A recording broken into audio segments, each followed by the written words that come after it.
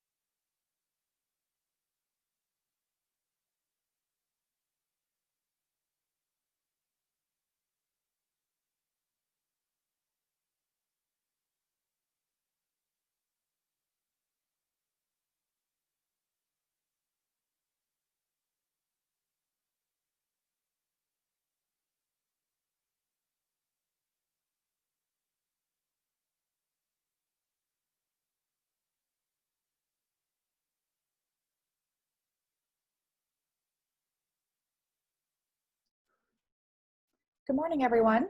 Just waiting one more minute and we will start.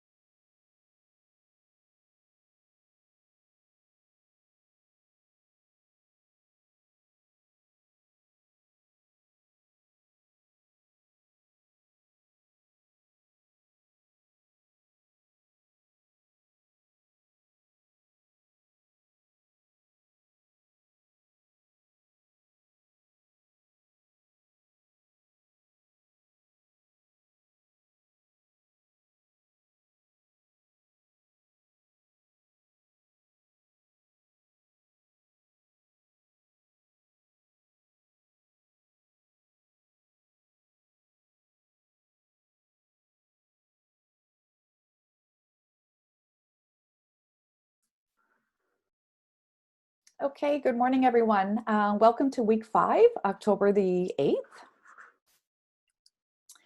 So, as usual, we'll go through the announcements and any questions that you might have. Go ask any questions about the group presentation overview, what's new in global health, a module 5 overview, and then end up with final questions.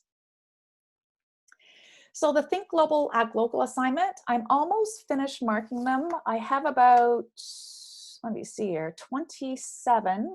Looks like I have 27 left to go. So I should have them finished by the weekend. And you should be able to see the rubric. When you go back on to where you uploaded your assignment, you should be able to see your mark, some written comments, and you should be actually be able to open up your paper with some written comments throughout the paper. They're kind of like a little, you have to click on the box to see the comments, and also the rubric as well.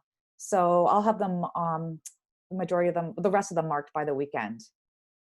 The group presentation topic sign up, I've uploaded the presentation dates. So this was very random. Unless a student group had reached out to me before this, I just kind of randomly assigned weeks 7 and 8. And so what you will need to do now is have one student from your group go in and pick a time slot. And that's going to open tomorrow at noon, just to give the group time to think about what time they'd like to present. So a couple things you need to remember. You need to know which group you're in, and one person from your group. So you will need to know which group you're in. Look at the presentation dates to see if you're going to be a week 7 or a week 8. And then have one student from your group go in tomorrow to e-class and choose a time slot. And it's within the module that talks about all the assignments. So everything is there. So you have 24 hours to figure that part out. Those are my only 2 announcements. Were there any general questions that you wanted to ask about anything? Hi, Sandra. Hi, JJ. Hi. Just wondering where can we check what like which week are we assigned to, whether week 7 or 8? So I uploaded a chart, so you should see it on eClass within the module that talks about all the assignments. So where you would have went in originally, and when you were choosing your group and then you were choosing your topic, in that section, I've uploaded a document indicating Okay, groups are presenting which week. Okay, thank you so much. Okay.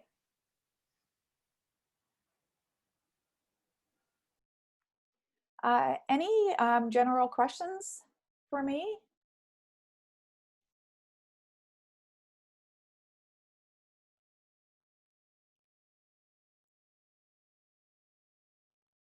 No? Okay. There's a question in the chat. Oh, so that's great. If someone can monitor the chat for me, because it's hard for me to do it and look at hands up. Okay, let me see. Whoops. How many words should the week 5 participation assignment be? Oh, good question. If I didn't, week 5, oh, so I'm gonna discuss week 5. So that's this week. I'll discuss it at the end. So I'll answer that question then, because I'm gonna go through the week 5 participation assignment. Whoops. Any other questions?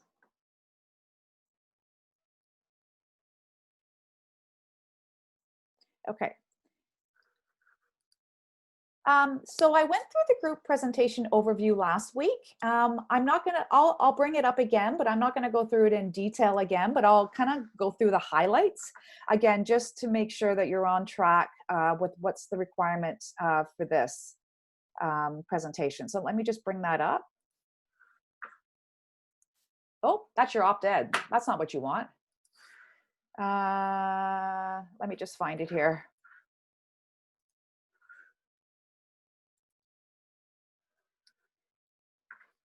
I'm going to go off my video because it says I'm unstable. Okay, so basically, I've called this the Icn Collaborative Symposium, so the International Council of Nurses Collaborative Symposium, and it's all about nurses achieving the Sustainable Development Goals. I just want to see that there. Okay. So what you are going to be doing is I'm going to go right through to the directions here. So you've already selected your groups and you are required to present a 15-minute presentation during a time slot that you're going to choose. And so the 15-minute presentation is 10 minutes for the actual presentation and then 5 minutes for class discussion. So you need to come up with a way to facilitate class discussion. And so you are going to use 10 slides. So I'm going to go back to that part up here.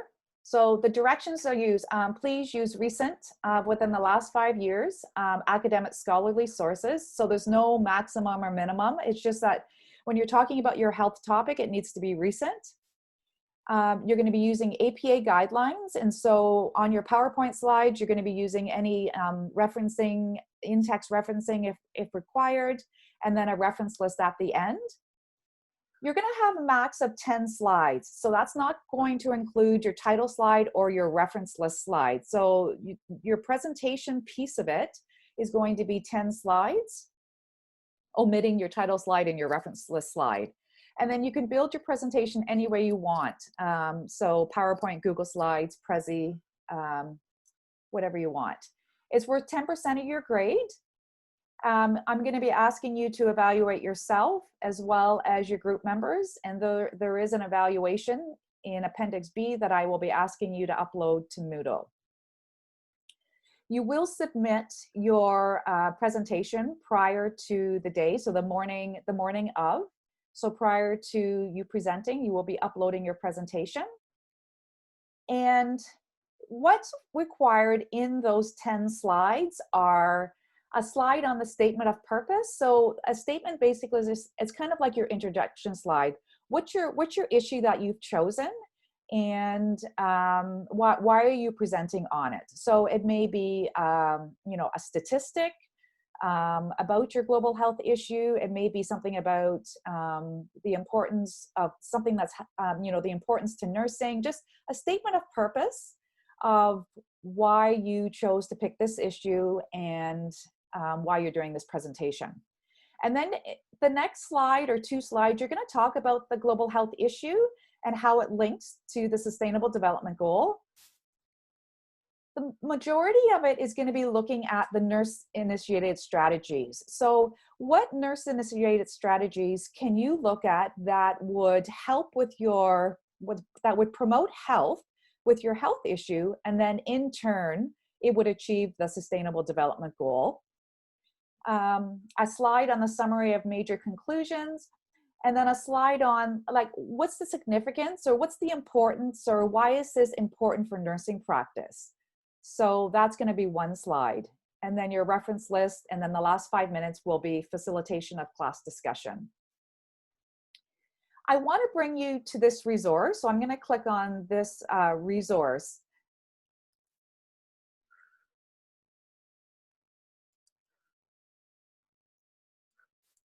And so what's important with this resource is that you can go down and click on your goal. So if I were to click, if someone was choosing the goal of gender equality, you can read more about the goal here. Click on it.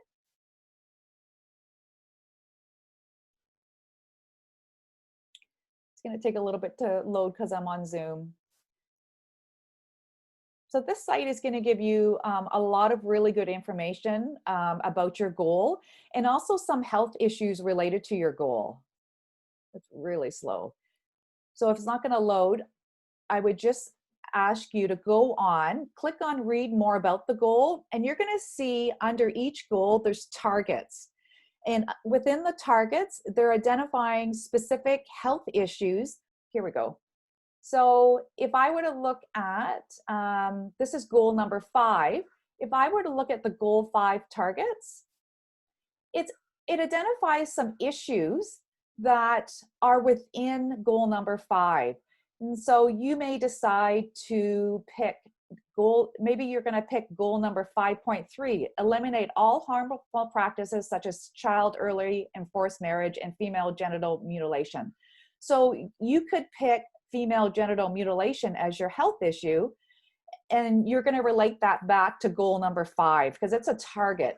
It's one of the targets under goal number 5. And each of the goals lists targets. So if you're kind of not sure about what issue to pick that's related to your goal, take a look at this website that I've listed, and it gives you a really good overview of everything you need to know about your goals and some actual health issues that are related to your goal. All right, so let me go back here.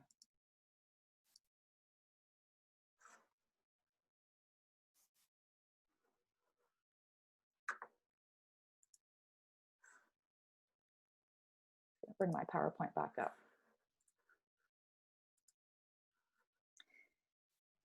Any questions about the group presentation?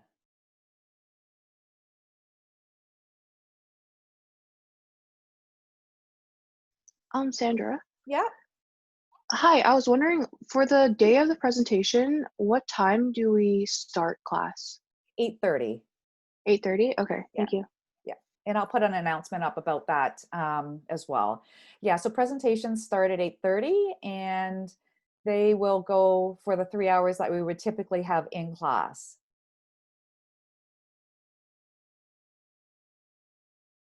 Sandra, Yes. I just wanted to ask for the research paper aspect, that is also due on the same day that our presentations are due? Yep. Okay, and we have to write about the same topic we discussed in our presentation, or can we pick, for example, if we want to talk about a different objective under that same SDG?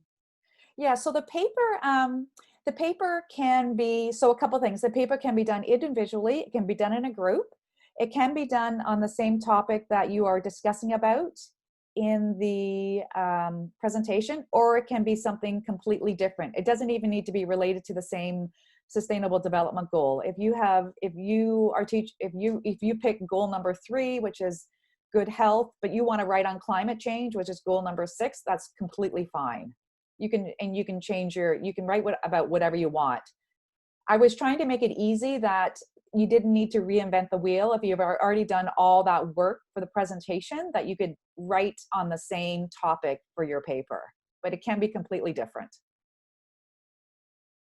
And you don't have, for the group presentation, sorry, for the group paper, if you're choosing to do a group, you can choose to do it in your group of 4 or 5, or you could choose, if there's some people in your group that want to do an individual paper and there's a couple that want to do a group paper, you can do a pair paper. You don't have to do it with everyone in your group if everyone doesn't want to do a group paper. So I'm trying to be as flexible as possible.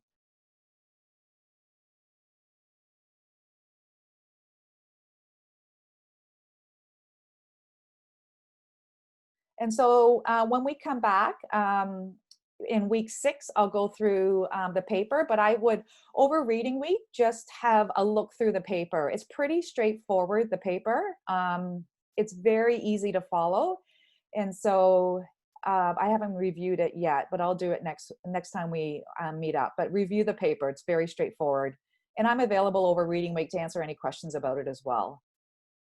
Yeah, Sandra? Yeah. Yes, about the paper. So I was kind of looking at the example you gave for the introduction section. Yeah. And you kind of mentioned almost everything in the introduction. You kind of talk about who's affected, what kind of approaches are already available. Yeah, And so are we also supposed to include like kind of everything we're going to talk about in the introduction in that? exactly. Yes. And so your introduction is almost like the abstract. And so it is, so what I tell students to do is to write their paper last. So you know what? I'm going to bring up the rubric. I'm going to bring up the paper and let's look at it now while people are asking questions about it. So just give me a second to bring that up.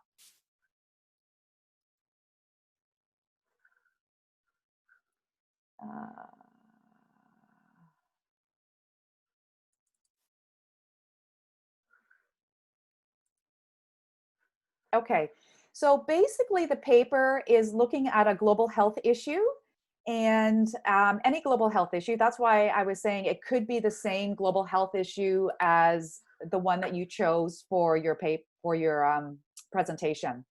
And so I'm just going to go through to the important parts about it. So this one you need 8 scholarly sources because this is a research paper. So, and within the last 5 years, you can use APA guidelines, 6th or 7th edition. The length is 8 pages, but that doesn't include references or your title page.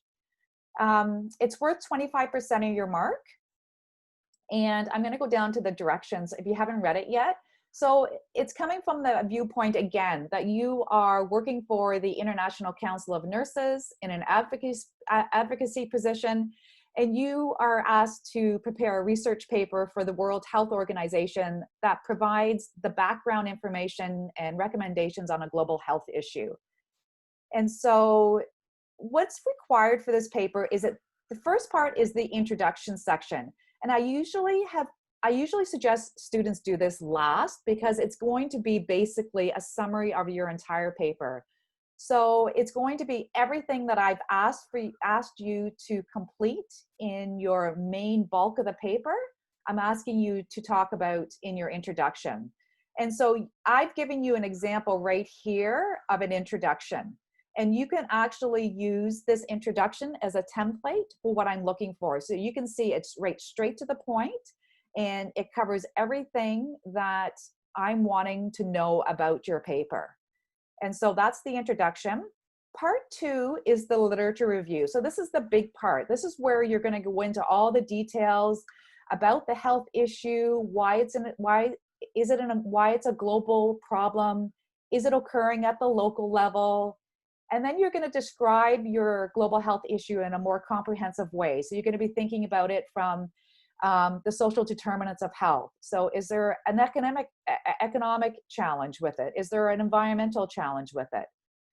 Is it influenced by globalization forces? Does it link to a sustainable development goal?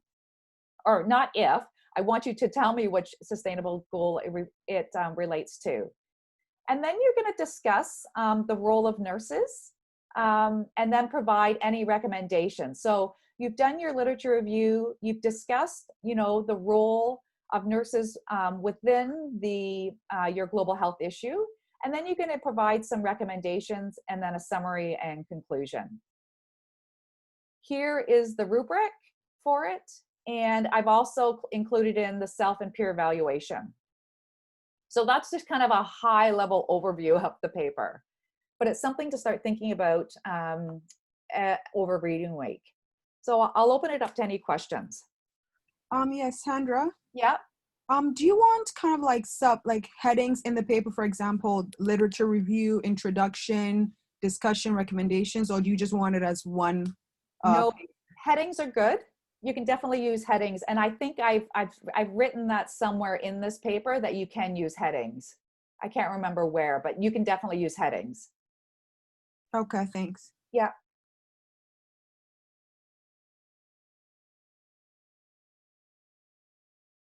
Any other questions right now about this? Sorry, hi. You mentioned the recommendations. Is that at a global level or more of a local level? That one's probably, I would probably do more, so you want to, let me think. It really depends on Mm, I've had students go both ways, because when you're looking at what I try and do in this class is not limit it to talking always globally about an issue, that you take that global issue and you apply it to the local context.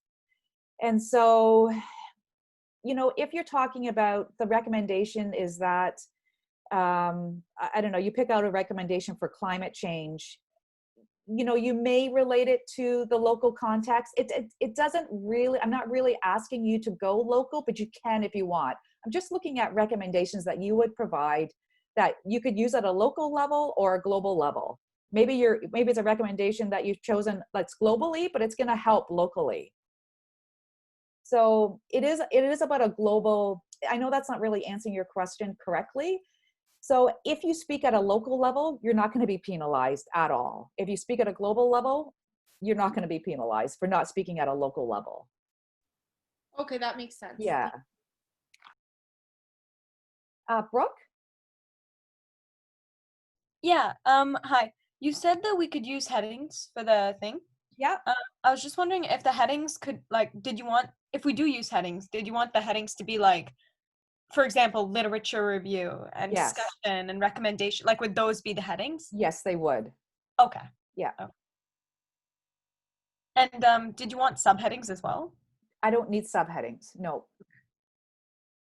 So typically what students have done in the past is they've done a heading for literature review, and then for each of these points, they've written a paragraph. So the literature review is the bulk of your paper. That's going to be the majority of your paper. And that's, I think it's worth, if I look in the rubric, it's worth like 30% of your mark is the literature review. So take a look at the grading, because you're going to see here that the literature reviews were 30% and the discussion is worth 25%. So you can see from those two that half of your paper is going to be based on the literature review and the discussion.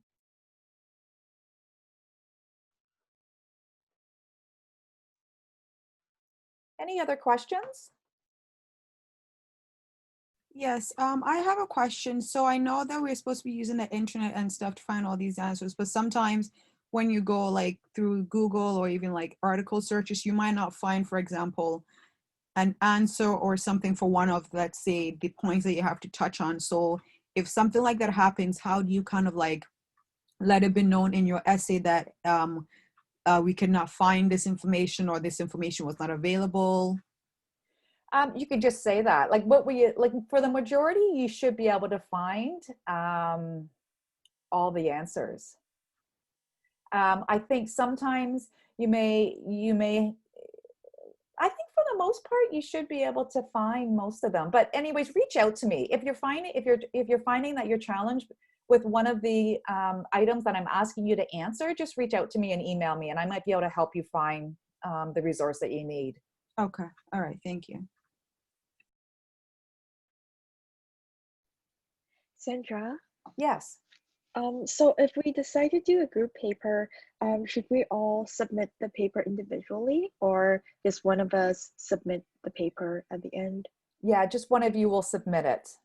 And what you would reference it similar to how you're referencing the presentation with all your names. Not reference it, you would save it and upload it with all your names. And then on your title page, you would list all your names as well. Perfect. What about the group evaluation? The group evaluation, I'm gonna have an assignment, like a Dropbox, Okay. that you can upload that to. Yeah. Okay, perfect. Yeah. Thank you. You're welcome.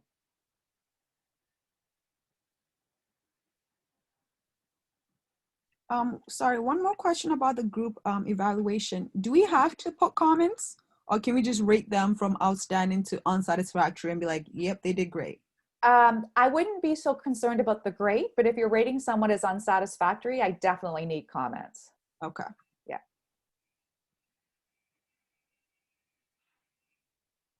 Okay.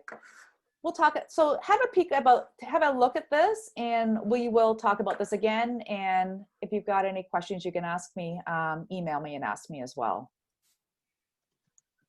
Okay, let me go back here. PowerPoint.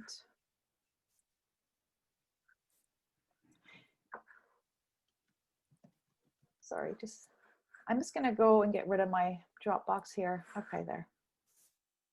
Okay, just a couple of things about what's in the news. There's a lot of talk about whether herd immunity is going to help with COVID or not. And so, oh, I'm getting my, okay.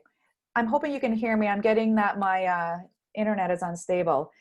So there's been a lot of debate on whether herd immunity is going to be possible with COVID-19. And so what's coming out more and more in the academic journals is that it's not.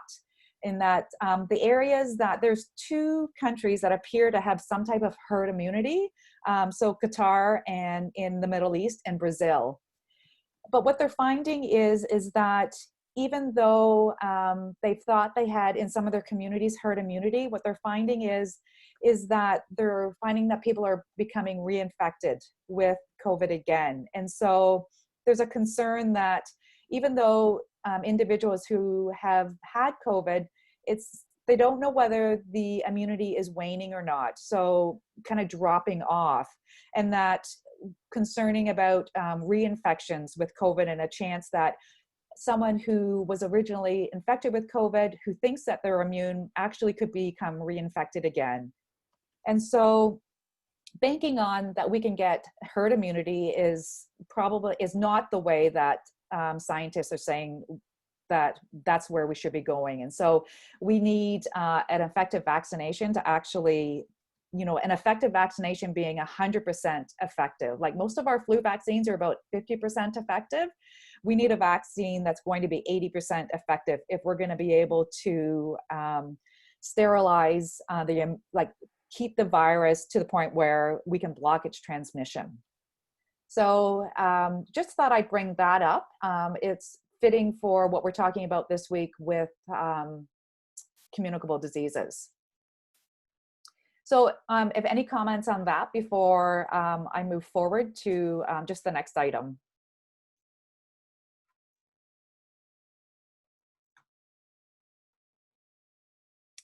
Hi, Alex. Hi. Alexandra, yep. I was just wondering if you knew if that was because the virus is evolving or... They just, it's a virus that they just can't seem to get a handle on what it is and how it evolves so differently than, it's very similar to, they thought, the SARS virus, but it's something that is completely, scientists are trying to keep on top of it. And once they think they have figured it out, then something else changes. And so, yeah, exactly. It is evolving and it keeps changing. So do you think if they were to come up with a vaccine, it would be similar to the flu shot vaccine where we would need to get it annually? That's a good question. They won't know until they start immunizing people. Okay. They really won't know. They're testing it right now, but until they can get it out and vaccinate like a massive group of people to see if people become reinfected with COVID, like we just don't know those answers. We're just speculating based on what we know from other viruses. And that's what we have right now is speculation. Okay, thank you. But they do know if we can get a really strong, effective vaccine that's 80% effective, that it can probably slow the transmission down quite easily. So talking about that, yep, Dylan? Yeah, I wanted to say that like with the herd immunity thing, we've seen it in Sweden, because Sweden this entire time hadn't like actively discouraged masks and yes. didn't enact any policy rules, and from information coming out from them is that it's not working out that well. Yes. So obviously even like in a country that's tried to implement herd immunity, it's not working out. And as for the vaccine as well, from what I've heard, is that it's likely going to need a booster as well. So like you're going to get like an initial injection, and then 14 days later you're going to have to go back for a booster. Yeah. And then it might become like a yearly thing. Yeah. Yeah. There's a lot of unknowns for sure. And we'll see. Anyways, so they've kind of put the kibosh on the whole idea around herd immunity, and that it's really the vaccine that we need. And so speaking about the vaccine, the whole idea is then once the vaccine is available, who do we start vaccinating first? And so, you know, we know we've discussed this in the last 4 weeks of our class, the racial equity that's related to who is becoming in contact with COVID-19. And so who do we vaccinate first? So we know there are certain subgroups, especially our Black population is more, especially in the US, the Black population is a lot higher risk for COVID-19 than other populations. And so do you vaccinate them first? And then a case has been made that people of color are disproportionately, you know, they are disproportionately affected by COVID-19, but it reinforces the legacy about medical experimentation on people of color. And so how do we best achieve that we need to get this vaccine out to key people, but on the other hand, we need to make sure that we're not coming at it the angle that people are thinking that, oh, you know, let's give it to people of color first. And so any comments on how to best to achieve that? How do we get it to the individuals that need it first?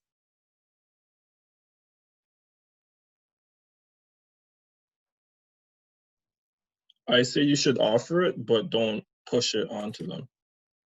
Good, Shamar. Yeah. Yeah. Brooke? Well, I know for the flu shot, what they do is they usually give it to healthcare providers and the elderly first, Right. because they're the people who are most affected. I think that it should be similar to the flu shot, where they give it to healthcare providers and the elderly first, and then as for the general population, I mean, if Trudeau says that there's enough for everybody, then why would it then, like, if everybody goes that week to get their vaccination, then why does it matter who goes first other than the elderly? Because, well, do you know what I'm trying to say? I know exactly what you're trying to say. So hit the people that are at the highest risk first. Exactly. So yeah, but yeah. I guess what I'm saying is, like, if there's, for the flu shot, I think one year they were concerned that there wasn't enough for everybody. But in this case, like, if there is enough for everybody, then why does it matter who goes first? I mean, I get healthcare providers going first because they would be the ones giving the vaccine, so it makes sense. But yeah, if everybody can get it, then, you know, I would say, I guess, just make it available at all pharmacies and clinics, just to make it accessible to everybody. right. Yep. Yep. Good point. Dylan? I think a good idea for this would be to implement a way, instead of vaccinating people who are who are higher risk first, I think it would be more beneficial to do it regionally, Right. based on which regions have a higher risk. And it goes in two ways. One, as we can see that regions like Toronto, Brampton, Niagara, these regions have a higher infection rate than anywhere else in the country. So if we offer it to them first, we can curb the spread of it quicker. I mean, offering more vaccines down there than my friend and their family up in Marathon, which hasn't seen any cases, I think would be beneficial. And then two, this also targets the racial inequity in that these areas as well regionally are where more people of color live and people of different minorities. So by distributing it regionally, you not only target where the virus is most seen, but it also allows it to be accessible to these racial groups that are targeted by these inequities. Right. And so that's what's they're coming out. That's what kind of the debate has been looking at, is like using location exactly to dictate how we distribute the vaccine. Right. So we know from our experience here right now, like Ottawa, Peel, Toronto seem to be the ones that have the highest rate. So, you know, start there and look at the geographical locations within those cities to see where to start. So for sure. JJ? I think how to offer it is something that we need to think about, but at the same time, like whether or not people will accept it is another huge concern. Because I remember reading that 50% of American, they don't want to get a COVID vaccine. Like they're afraid of the side effect. They think when it's like it usually takes, is it four phase, like to develop a vaccine, 3 or 4 phase to develop vaccine, but they think like it's too fast for if a COVID vaccine come out now. So I think it's also like a huge concern of like whether or not we should respect people's autonomy versus like the devastating effect of COVID. Right. And I think it's unfortunate. We know what's happening in the States with vaccine hesitancy, and we know the reasons for that. And the Lancet and the New England Journal of Medicine finally came out this week and just really really targeted Trump and the administration. And so for the Lancet and that journal to come out and just do an editorial on the disgrace of the leadership in the US is huge. And let's cross our fingers. They're asking, you know, Americans to vote them out, and so they can get their health under control, and hopefully vaccine hesitancy is going to, you know, drop. So we get some, and I'm not against people being autonomous and choosing, but just make sure you have the correct facts to choose the correct choice. That's my concern. But you're right. Sarah? Yeah, I just wanted to like build up on what JJ was previously saying about like vaccine hesitancy, because I think it's going to be a major issue unless they, I don't even know if it's possible, but unless they like say that every single person has to have the vaccine, and if you don't have it, then they can like, I don't know if they could like restrict services to you if you don't have the vaccine. I don't really know how it would work, but I think it's going to be a major issue, because pretty much every single person that I've talked to about COVID, about vaccines, says that they don't want a vaccine because, again, they're worried about like the rush through clinical trials and like just producing it way too quickly, and the potential side effects from like the vaccine. So I don't even think it matters like what literature is even like available for people to see that the science is there and that the vaccine works. I think probably more than half the people, even in Canada, are probably not going to take the the vaccine, or be reluctant to take it, just because there's like not much evidence of not only like our generation, but like what like our next generation, so like our kids and that kind of thing, and what happens to them after we take the vaccine.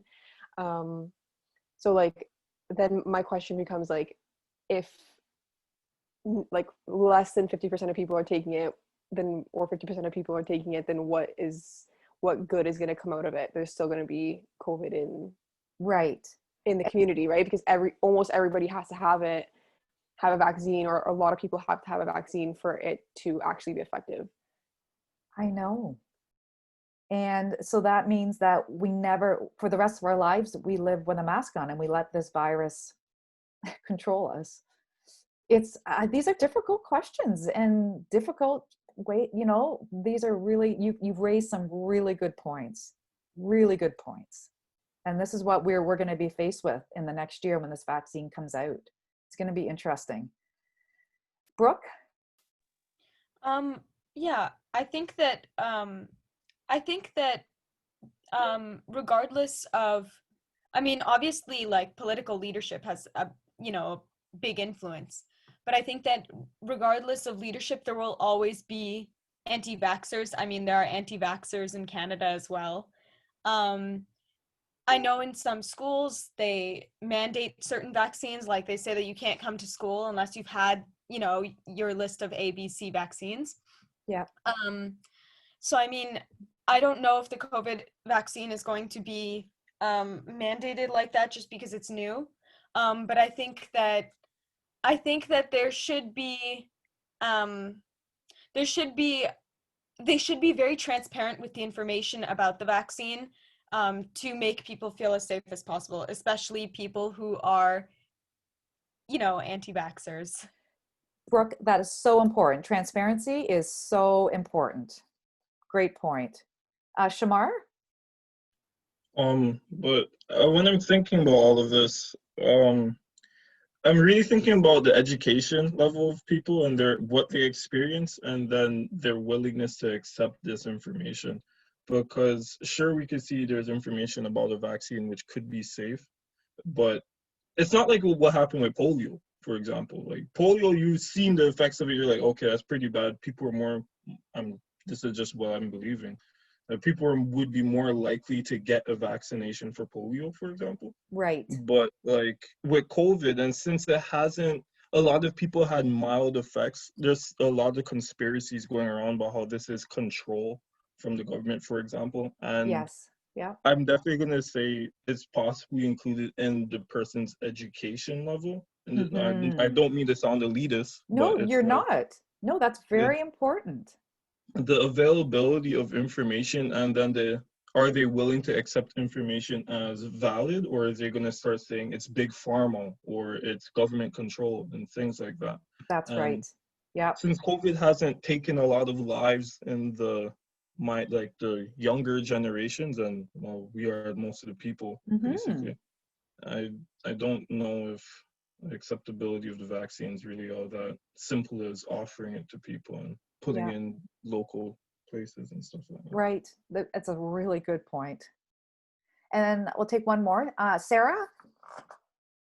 Oh, okay. Okay, I'm going to move us on. So that was a good discussion. So this kind of ties in. I'm not going to go, so we're going to go through module 5, just a kind of a high overview of communicable diseases. And I'm not going to talk about COVID here for the most part, because I'm doing a whole module on COVID, but this is just kind of our primer. And so, so last week we were talking about structural violence and the Partners in Health model, and viewed the film Bending the Arc, and then talked about Indigenous health, and could this be a model that could be used to improve our Indigenous health. And then so this week we dive into communicable diseases, and I did a little bit of a primer on like what communicable diseases are in our modules, but I wanted to start off by talking about, you know, why should we care about them? And this is more coming from the viewpoint, if we didn't have, let's say that COVID was not here, for the most of us, we wouldn't even be concerned about communicable diseases. You know, we know that most North Americans and Europeans, they're more concerned about cancer and heart disease and stroke and diabetes, and those would be their number one health concerns. And apart from now COVID being a pandemic, prior to that, you know, we would only be concerned about maybe a particularly bad influenza strain that was coming out, or maybe an outbreak linked to a food product or a restaurant chain causing, you know, salmonella or something. So we typically wouldn't be concerned. So aside from what's happening with COVID, why should we care about communicable diseases? Why should we care about the malarias and the HIVs and the tuberculosis? And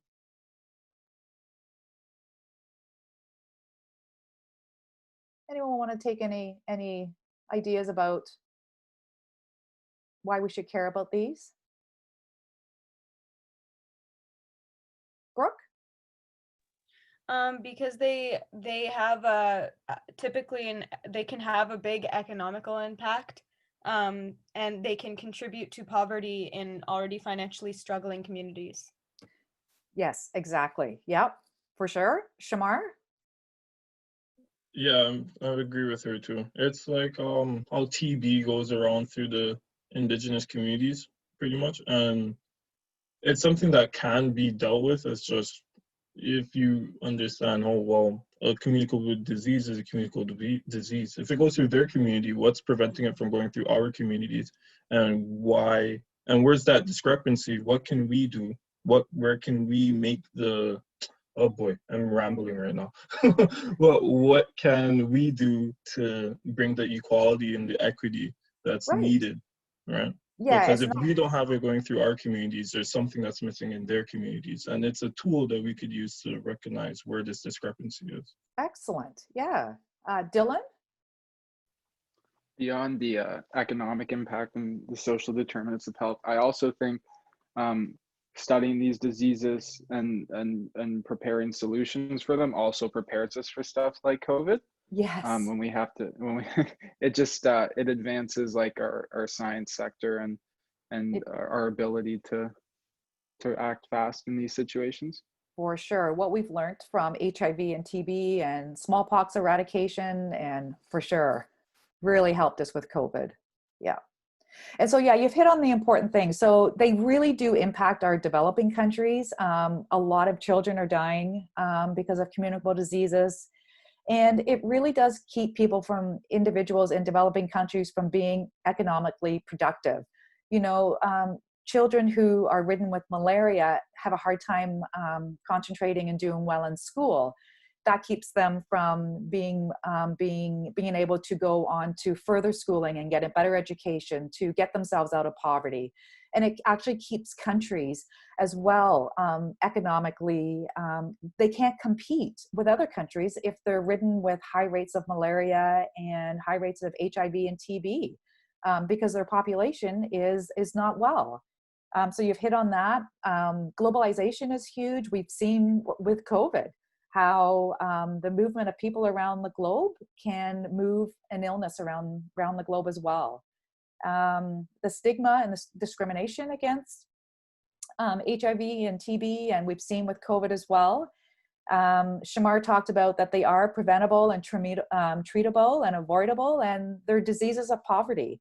And absolutely, what we can learn from these older diseases, let's say, is going to help us move forward with future diseases like COVID. So like Dylan said. So exactly. And so, you know, what are these? So I don't need to go into detail on this. So, you know, people would call them an infectious disease. People would call them a contagious disease, but it's basically a disease that's spread from a person, an animal, or an inanimate object to another person. And it's spread by, what would be an example of an inanimate object that would spread a disease? Sarah? Maybe like a doorknob. Yeah, doorknobs, bed rails. Yeah, exactly. Yeah. And then they are caused by many different infectious agents. So, you know, bacteria, viruses, fungus, parasites, and prions. Now, what's a prion? This is a new one that come on the block about 10 years ago. Does anyone know what a prion is?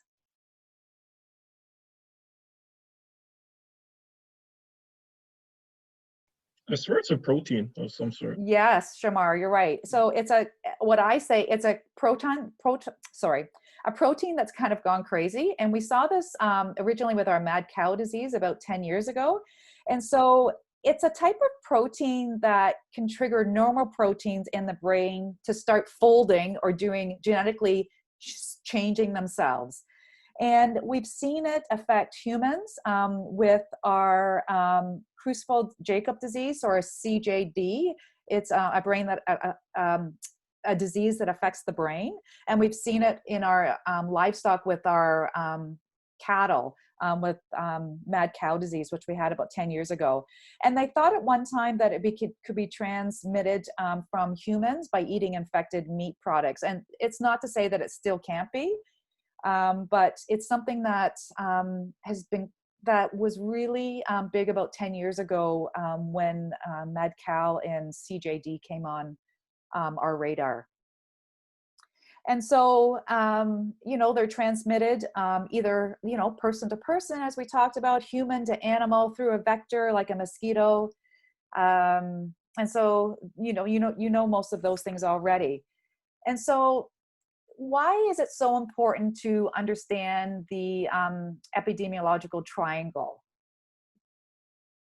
Right? So why is this so important for nurses and anyone in healthcare, anyone dealing with communicable diseases? Why is it so important to understand this triangle or triad?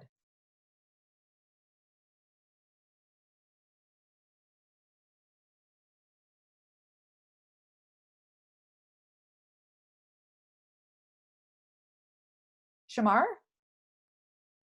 I guess it's so you can find ways to target and prevent spread. Like if the environment's not supportive for the infection or the virus, then guess the host and the agent's not going to be too bad.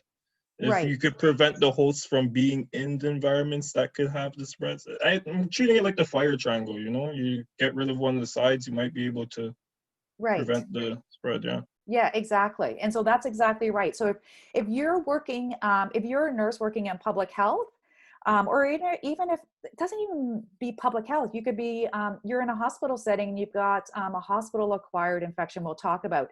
If you can, it's the host, it's the interaction, this relationship between the infectious agent, how it infects the host and the environment. And so if you can change one of the elements, so I'm going to go back to here. So a disease occurs when an agent is capable of causing an infection in a host in an environment that lets the agent and the host interact. And so when you're looking at control and prevention, you're looking at just these three areas to be able to do that. And so if you can change one of these elements, you can actually, you know, increase or decrease the disease. And so you don't, obviously you don't want to increase it. So you're looking at these different parts on this triangle to try and hone in on what can we do at the host level to decrease infection? What can we do at the agent level? What can we do at the environment level to control or prevent the transmission of disease? And so this triangle is so important for communicable diseases. It's really the most important thing when you're looking at transmission rates and prevention and control. And so if we were to think about how communicable diseases are controlled, we can look at this triangle, and I put the vector in here. So this is the epidemiological triangle that I just showed you, but I actually put the vector in here as well because sometimes it's a vector that we need to control. So mosquito vectors in the communicable disease control. But when you're looking at disease control and prevention, these are the areas that you're looking at. Brooke? Yeah, I was just kind of thinking about it. Wouldn't vector transmission essentially be a part of the environment? So vector controls would be like considered environmental controls? Yes, it would be. And for the most part, it does fall under there. Exactly. Yeah, you're exactly right. If I didn't have vector here, like at the previous slide, if I had asked you back here, where would you put vector? You're exactly right. You would put it in with environment. Yeah, Shamar? But couldn't a host be a vector also?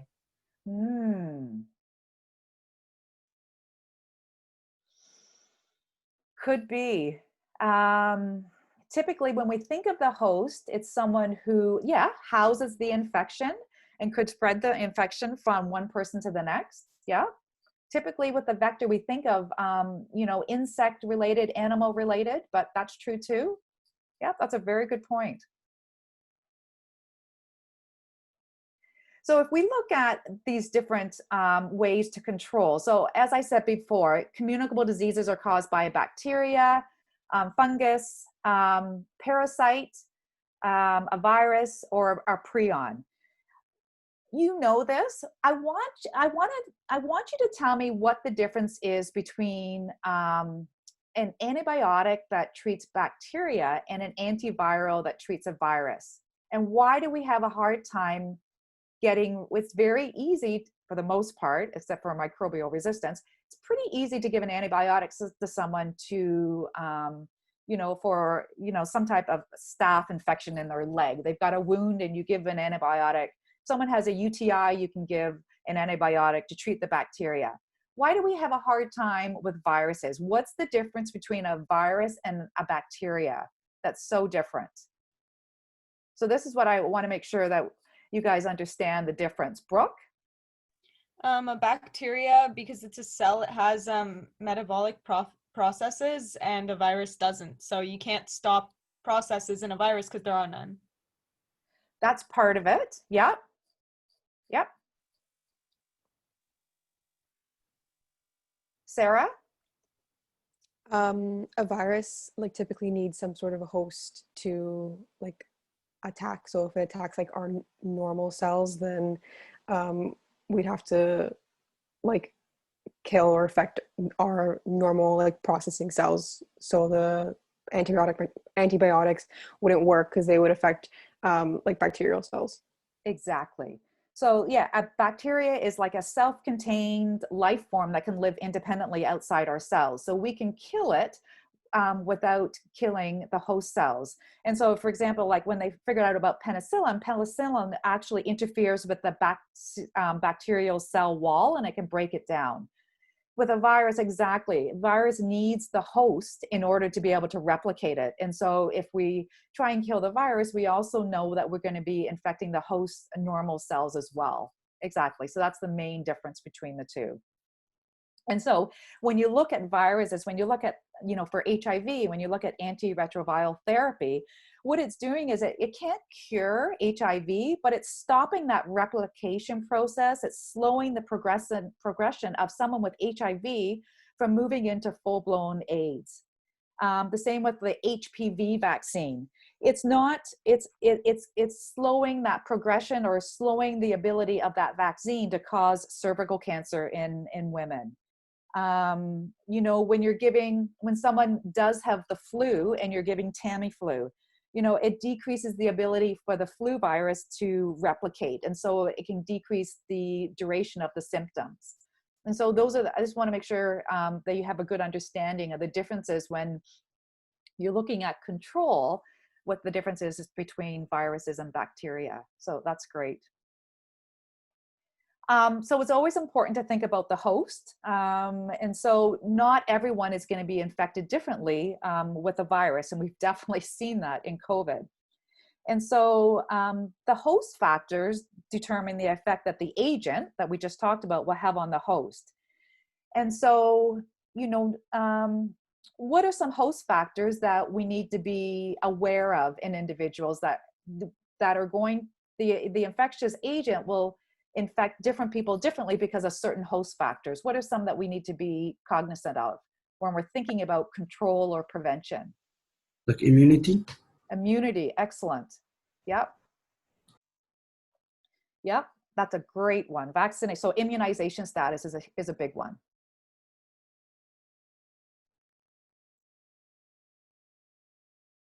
Sarah?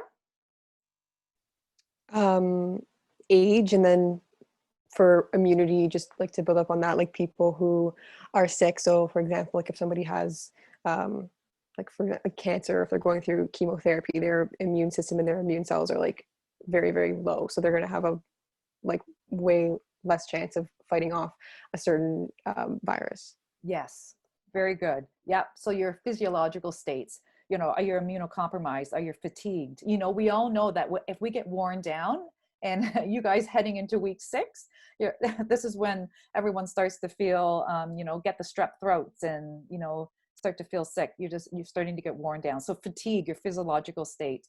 Leanne? I would say additional chronic diseases such as diabetes or COPD. Very good. Yep.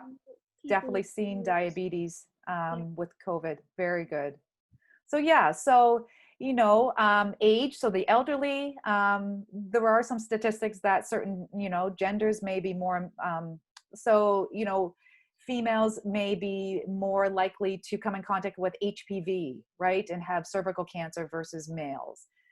Sometimes ethnic groups have different host factors, your nutritional status, your socioeconomic status, personal behavior, so whether you smoke, your sexual practice, do you use a condom, do you exercise, alcohol, things like that. Immunization status we touched on, physiological states we've touched on, so immunocompromised, pre-existing diseases like diabetes or COPD. And then the last one are your first line of defense. What are these? What are the first line of defense that can be broken down that would predispose you, or you're at more risk for an infection? JJ? Is it like your skin? Yep. So your skin, if you got a skin breakdown, yep, it's one of your first lines of defense. Yep. Or like oral mucosa. Yep. Your oral mucosa. Mm-hmm. Katrina? I was going to say, what if people have had their tonsils taken out? Oh, yeah. Yeah, that's a good one. Very good one. Other things would be, think about, you know, with your stroke patients, and you're always concerned about their cough reflex, right? Because stroke patients the number one reason that stroke patients, I'm not going to say number one, but it's very high rate, is pneumonia. Because stroke patients who lose their cough reflex, that's a primary line of defense. It opens up their susceptibility to infection into their lungs. So that's a big one too. So that's first line of defense. And then we've looked at the triad here. So we've looked at how do we prevent the agent? So we can give antivirals, antiparasitics, antibacterials. We've looked at the host. How do we make the host as strong as possible? And what are some things that would predispose a host to infection? And then lastly is the environmental factors. So just thinking about what's happening in our environment that's predisposing certain people to certain conditions, and how do you control for that?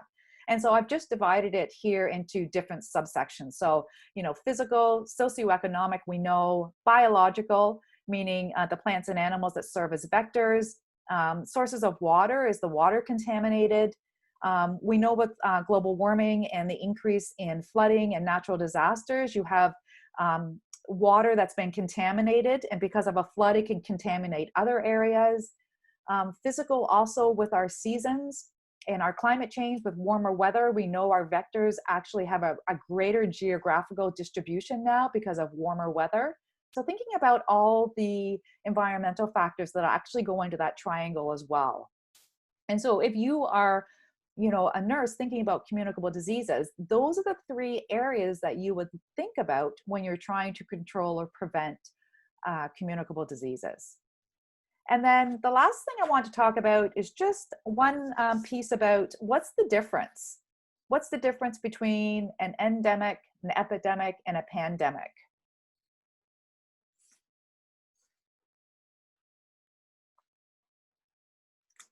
So I guess like an endemic would be like an infectious disease that has been like in a region for a long time, and the population in this region has already accustomed to it, and so it's like malaria. Malaria is like an example of an endemic.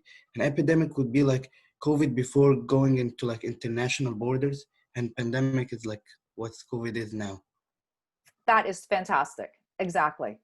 I don't think I need to say anything else. You're exactly right. So endemic, it's in a region. It's always been in a region. You may have times where it becomes more in a region than less, but it typically, you would say, you know, countries in Africa are endemic to malaria for sure. Epidemic, exactly. We could call in Wuhan before the coronavirus went outside of Wuhan, we would say it's an epidemic, and then we don't need to talk about pandemic. It's basically what we're living through right now. So great explanation. And so I'm not going to go through the top three, but apart from COVID, if we weren't thinking about COVID, these are the top three communicable diseases that I discussed in the module this week. And so I'm not going to go through these. They're in the module. I give a really good overview of why there's such an issue, who's being affected by these, how to control them. I also talk about NTDs, which are neglected tropical diseases. And these are the diseases that don't come on our larger radar very often, but they say that there's over 1 billion people affected by these neglected tropical diseases. And typically they're in the world's poorest countries, and they impede child development, they harm pregnant women, and they can cause long-term disabilities. And so I put a link up on eClass of the 6 top neglected tropical diseases if you want. It's just a quick fact sheet. It's 2 pages. This gives you an overview of some of these neglected tropical diseases. One of the readings for this week was a statement put out by Stephen Lewis back in 2017, but it's still relevant. So Stephen Lewis is the co-director for AIDS Free World, and he actually spent some time in Nunavut really going to investigate HIV and AIDS in Nunavut, but what he found was the disgustingly high numbers of TB there. and he does a 2-page statement on the structural violence that's part of the TB outbreak and some of the things that need to be thought about. And he links into nursing as well and what nurses can do to help with this control of TB. So that was, I thought, I'm just trying to make things a little bit more relevant to you living in Canada.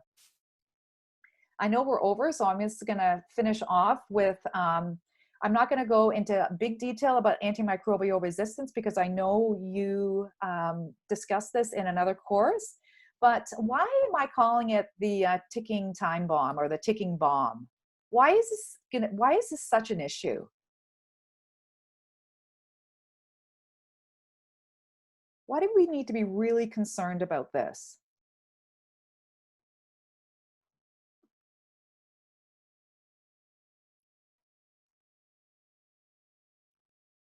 Sarah? Because if we don't have the antibiotics to work against these resistant bacteria, then they can become a huge issue, especially like in hospitals, like with hospital acquired infections, because we're using so much like antibiotics in hospital. So those are like the ones that kind of get through the cracks. So we have to be careful about overprescribing of antibiotics and making sure that we're taking them for the full course so that we don't build resistance to these, because they could be extremely like deadly.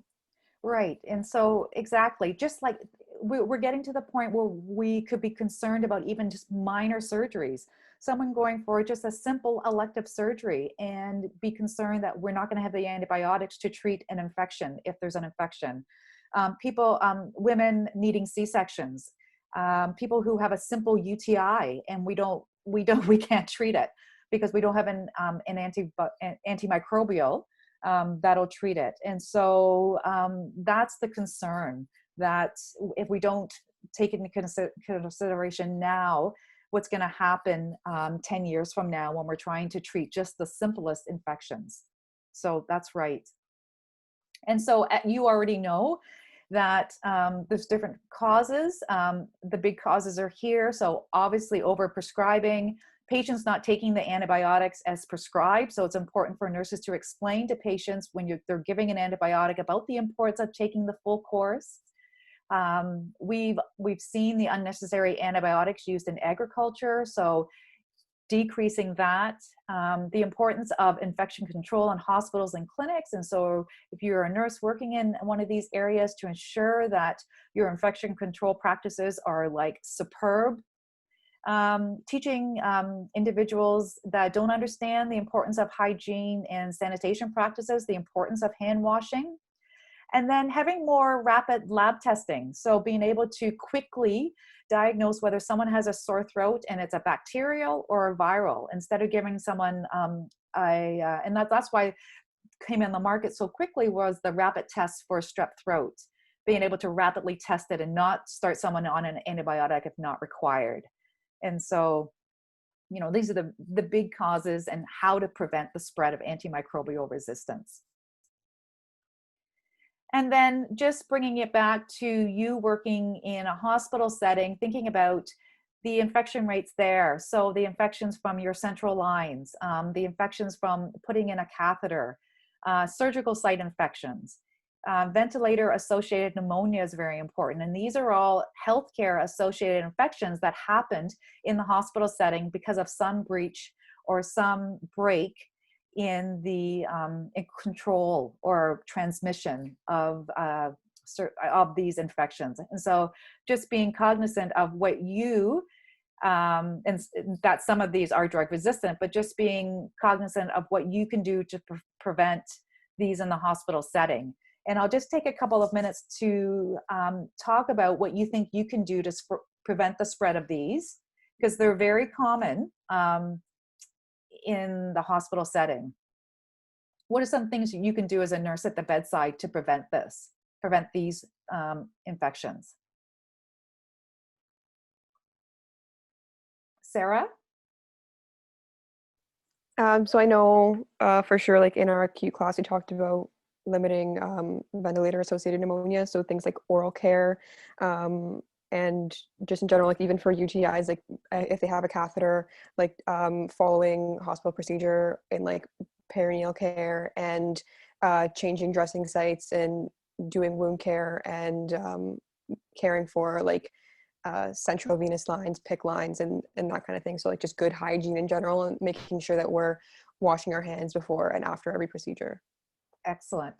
Anyone else have any suggestions? Nana? Mine is just as simple. For example, sometimes when you go into a patient's room and they have a kind of like a cluster of old foods or like on their desk, just a quick wipe with the I forgot what they're called, those wipes in the hospital. Yeah, heavy wipes. Yeah. Yes, just a quick wipe of the surfaces and stuff that they normally touch, just maybe once a day or once when you go into their room, can be very helpful. Yes. Yeah. And, you know, things like if your patient has a Foley catheter and it's been in for a couple of days, that needs to come out. The longer the, like, think about that, like this, things like that, like assess your patient in the morning when you see them and they've got a Foley catheter in and question, do they still need this Foley catheter in? Like, why is it still there? You know, get that Foley catheter out. It's a huge source of infection.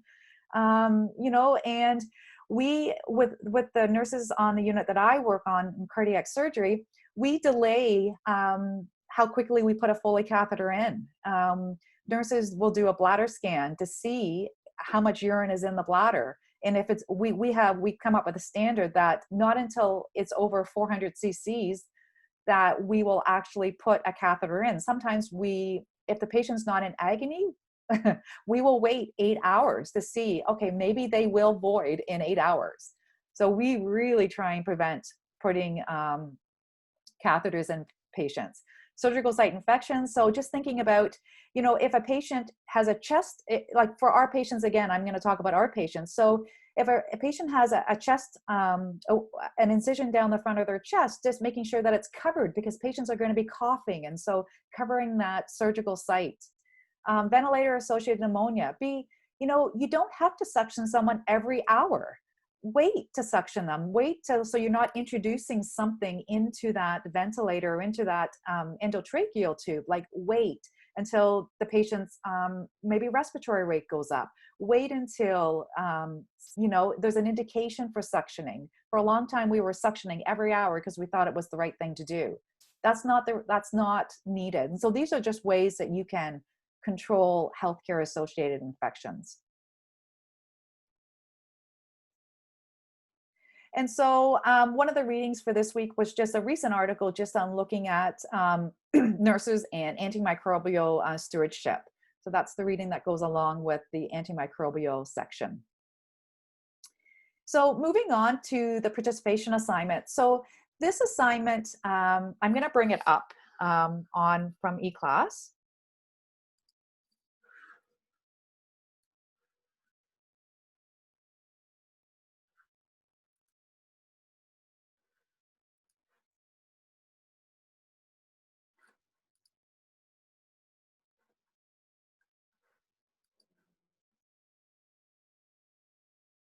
So what it is for this week is I want you to think about, we're looking at you as a public health nurse in the community setting.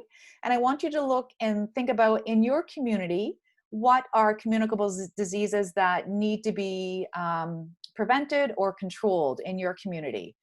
And so it's taking what you've learned in the first two sections and thinking about the epidemiological ideas that we discussed. So I'm going to just read through it. So you're going to choose a communicable disease concern for your community. And what I'm asking you to do is fill out a template. So you're going to click on this template here. You can fill it in bullet points, but it's going to ask you to give answers to certain questions. What's the natural life history of the communicable disease? This may be something that you don't know what natural life history of disease means. So there's a link here to give you an explanation of natural life history of disease. So you're going to pick your communicable disease. Maybe it's going to be gonorrhea. Maybe you're going to pick, you know, TB. Maybe you're going to pick, oh gosh, HIV in your population. Maybe you're going to pick, you know, flu. So what's the natural history of that disease? What's the incidence and prevalence of the disease? But I want you to look at it at your local level if you can find the data, provincial and national levels. And here's a little video on what's the difference between incidence and prevalence. What are the risk factors? And think about the risk factors that we may have talked about with the agent, host, and environment. What are some ways to prevent this? So primary, secondary, and tertiary prevention, and there's a link there to give you some ideas of what those are. And then what are some community nursing interventions that you can think about for strategies aimed at this communicable disease? And then provide one local, provincial, or national resource that focuses attention on this problem. And so if you click on this template up here, you just basically fill the template in and you just upload it to the module. There's a Dropbox assignment that you can upload it to. And so that's what you're looking at for your participation activity for this week if you're actually going to do it. So it's not due until after reading week, because next week is reading week. So it's due October the 21st by 9 p.m. And you have, so all of next week and into the following week, which is the week after reading week. So any questions about this? I didn't put a word count because it's basically just answering the questions here. That's what I'm looking for more than the word count. Brooke? Yeah, so I have a few questions. Firstly, about the assignment. So for like prevention, I looked at the template and where it says prevention, are these things that like already exist, or are these things that we're coming up with, or is No, that these are things that already exist, or maybe what you found in the research to to tell you what's a good primary way to prevent this, what's a good secondary way, what's a good what's tertiary. Yeah, it's from research that you've done on your communicable disease. Did you want one from like from all primary, secondary, and tertiary, or if you can find it? Okay. Yeah. Another thing you wrote, like local, provincial, and national resources. Yeah. As are these like resources to help us fight the disease, or are these like resources that we can get our information from? So it's just, it's what I'm looking for is that, I want you to look in your own neighborhood locally and see, is there something from public health that gives individuals in that local community information about certain communicable diseases? What is provincially? Is there a website that people living in the province of Ontario that can go to and find out about gonorrhea in Ontario? Is there, so I'm just looking for, some type of resource that you may have used or our communities could use. So you're not talking about like a scholarly article on Canada, for example, as national resource. You can, if it's a national, if it talks about, it's a resource is more so providing information for a group of individuals on that communicable disease. It's not so much, research tends to be more focused on a specific part of the communicable disease. This is just like a resource. It could be a website, it could be, I don't know, it could be something put out by a local public health unit on gonorrhea, like I said before. It doesn't have to be like a research paper. It's just a resource on your communicable disease. Okay. Also, I just had some questions about the lesson. Yeah, go ahead. In your presentation, you said one of the roles of the nurse in preventing resistance is by not disposing unused antibiotics into the environment. Yeah. I was just wondering, if you have unused antibiotics, where would they go if you're not throwing them out? Back to the pharmacies. Oh, okay. Yeah, yeah. So they're not supposed to be flushed down the toilet. They're supposed to go back to the pharmacist, and they'll dispose of them properly.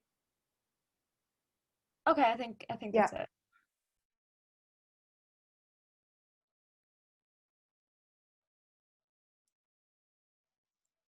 Any other questions? I have a question. Sure. Is this week the same as last week where there would be no reply to anybody? That's right. This is Okay. not a discussion forum. Okay, thanks. Yeah.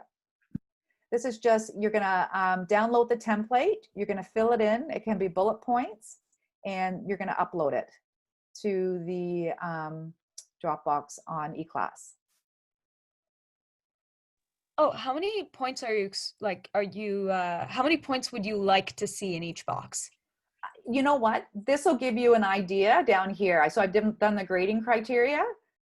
So you can see that certain, certain areas are getting higher points than others. So that I would go by that.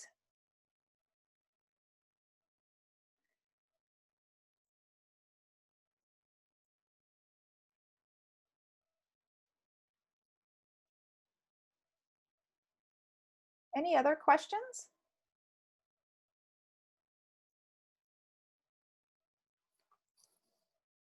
Yeah, go ahead.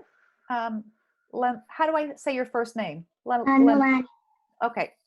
Go ahead. So I was wondering, it's related to last week, if the recording would be uploaded, because I checked eClass and it's not there. Is it? Yeah. Okay, let me find out why it's not there. Okay, yeah, I'll look for that. Thanks for letting me know. So week 4 recording. Yeah, I will look for that. Thank you. I'm just gonna go off here.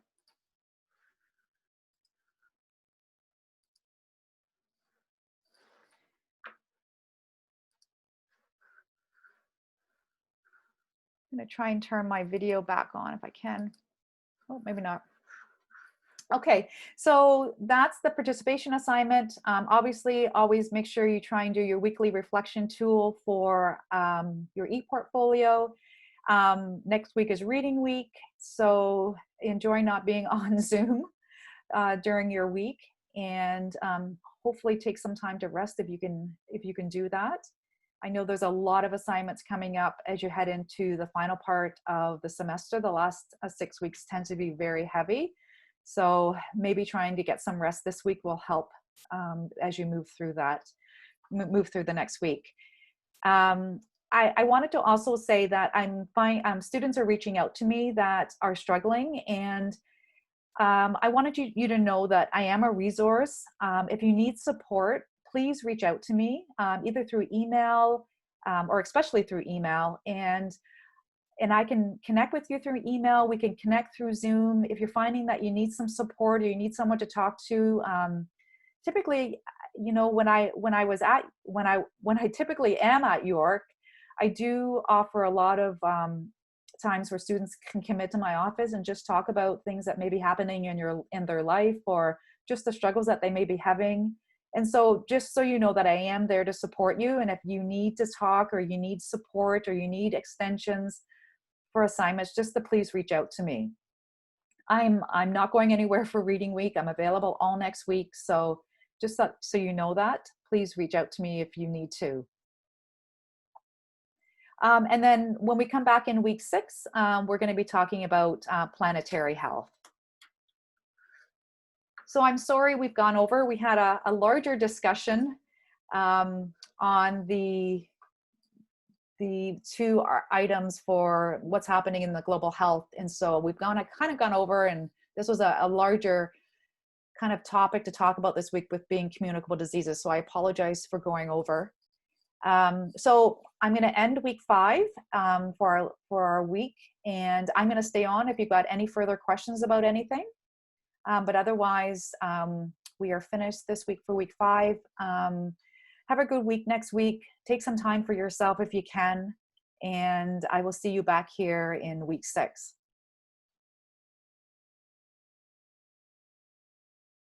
Thank you. You're welcome. Bye. Thank you. You're welcome. Bye. Thank you.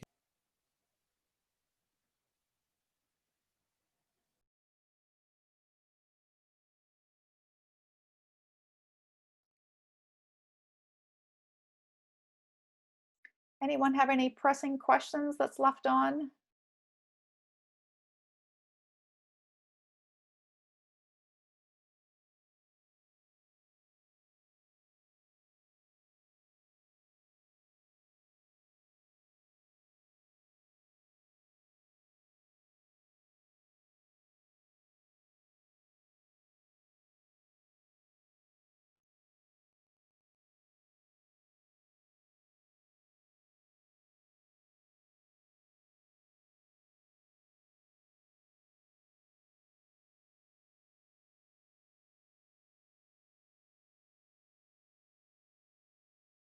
All right, just Matilda and Sephora, you're the only two left on. Any questions for me at all?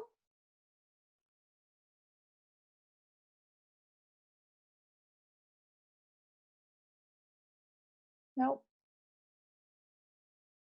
Okay, I will sign us off. Hope you both have a good reading week, and I will see you week 6.